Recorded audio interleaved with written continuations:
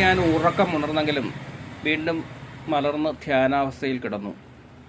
തലച്ചോറിനുള്ളിലുള്ളൊരു flash പോലെ എന്തോ ഒരു മിന്നി മറയുന്നു.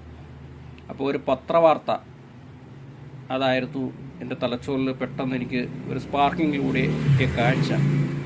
അതിങ്ങനെയായിരുന്നു: കുരീപ്പുഴ ശ്രീകുമാർ അന്തരിച്ചു. കണ്ണ് തുറന്ന് സമയം നോക്കി. അപ്പോൾ ഞാനത് കണ്ണ് തുറന്നപ്പോഴായിട്ട് സമയം ഭിത്തിയിൽ ക്ലോക്കിൽ കിടക്കുന്ന സമയം നോക്കി. 7:10. വീണ്ടും കണ്ണടച്ച് കിടന്നു. അപ്പോൾ വീണ്ടും ഒരു കാഴ്ച എൻ്റെ ശ്രദ്ധയിൽപ്പെട്ടു. തിരുവനന്തപുരം ഉള്ളൂരിൽ പടിഞ്ഞാറോട്ട് ട്രാഫിക് സർക്കിളിൽ കൂടി കടന്നു പോകുന്ന ഒരു ഒമിനി വാൻ. ഗാനമേള ട്രൂപ്പാണ്.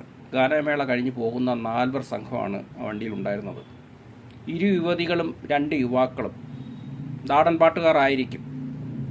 അവരും കുരീപ്പുഴയുടെ മരണത്തെക്കുറിച്ച് ആ ഒമ്നി വാനിൽ ഇരുന്നുകൊണ്ട് സംസാരിക്കുന്നു. അതായത് പത്രത്തിലൂടെ ഞാനൊരു വാർത്ത അറിയുകയുണ്ടായി, കുരീപ്പുഴ ശ്രീകുമാർ അന്തരിച്ചു. തത്സമയം തന്നെ ഞാനൊരു കാഴ്ച കണ്ടു. ഒരു ഒമ്നി വാൻ തിരുവനന്തപുരം ഉള്ളൂർ ഭാഗത്ത് ട്രാഫിക് സിഗ്നലിലൂടെ പടിഞ്ഞാറോട്ട് സഞ്ചരിച്ചുകൊണ്ടിരിക്കുന്നു. ഒരു നാടൻ പാട്ട് സംഘമാണ്. അതിൽ 4 പേരാണുള്ളത്, 2 യുവതികളും 2 യുവാക്കളും. അവരും കുരീപ്പുഴ ശ്രീകുമാർ അന്തരിച്ചതിനെക്കുറിച്ച് ഈ ഒമ്നി വാനിൽ നിന്ന് സംസാരിച്ചു കൊണ്ടേയിരിക്കുന്നു. യഥാർത്ഥത്തിൽ ഇതൊരു സ്വപ്നദർശനമാണ്. 2018 ഏപ്രിൽ 7 കണ്ട ഒരു സ്വപ്നദർശനമാണിത്.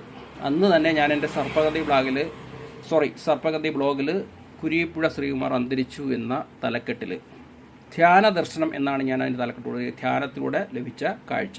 അതായത് ഉറക്കത്തിൽ തന്നെ അർത്ഥമയക്കത്തിൽ തന്നെ എനിക്ക് കിട്ടിയ ഒരു ഇൻഫർമേഷനായിരുന്നു ഇത്. Thank you.